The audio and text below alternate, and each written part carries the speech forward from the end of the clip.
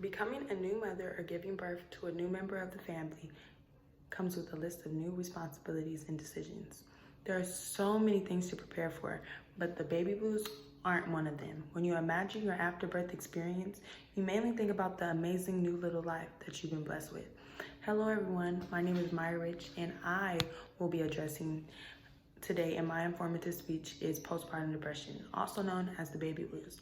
I found this topic appropriate for me because I've not only witnessed but experienced the effects of postpartum depression. I believe this topic is appropriate for all audiences because of the importance of spreading the word on this very common circumstance. There are more than 3 million cases of postpartum depression per year in the US alone. If everyone became a little more aware of the early warning signs and symptoms, the earlier things can be resolved or treated instead of being ignored while many mothers suffer in silence. The real question is, what is postpartum depression? Postpartum depression is a type of depression that most mothers experience after having a baby. It can start at any time during the child's first years of life, but it's most common during the first few weeks after birth. While timing differentiates on when the depression starts, the occurrence in which the mother faces during multiple pregnancies changes as well. Some mothers may face postpartum depression once or twice, depending on how many pregnancies. And other people may face postpartum depression with all their pregnancies.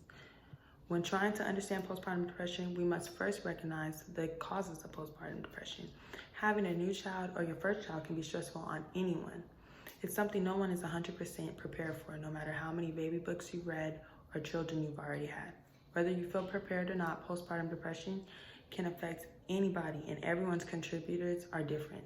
The most common are relationship issues, financial strain, difficulties breastfeeding, stress, your child is ill or diagnosed with special needs, unexpected pregnancies, multiple births, challenging life events or experiences, or a past diagnosis of depression. While these risk factors are things many mothers experience, it's very common to obtain multiple risk factors, whether it's a common contributor or not. Postpartum depression varies in severity and intensity. Postpartum depression usually alters a woman's mood or behavior, having good days and bad days, but most commonly lasting for more than 2 weeks, with symptoms like fatigue, feeling sad, hopeless, guilt, or overwhelmed, trouble sleeping or eating, loss in the interest of baby, withdrawal from family, and in some severe cases, thoughts of hurting themselves or their child. While that sounds intense enough, many mothers suffer from postpartum depression have added disorders. Postpartum anxiety affects 10% of the women already facing postpartum depression, causing added symptoms like racing thoughts, constant worrying, fear of the unknown, trouble sitting still or focusing, dizziness, hot flashes, and nausea. Postpartum obsessive compulsive disorder affects 5% of the women facing postpartum depression, causing additional symptoms like overly occupied with keeping baby safe, compelled with doing things repeatedly, mental imaging, fears of being alone with the baby. Another common added cause is postpartum post-traumatic stress disorder, which includes women that have faced unplanned cesareans, emergency complications, baby having to be in the NICU, lack of support, lack of communication, and feelings of powerlessness. These factors causing PPTSD give mothers nightmares, anxiety, feeling of detachment, flashbacks, and panic attacks.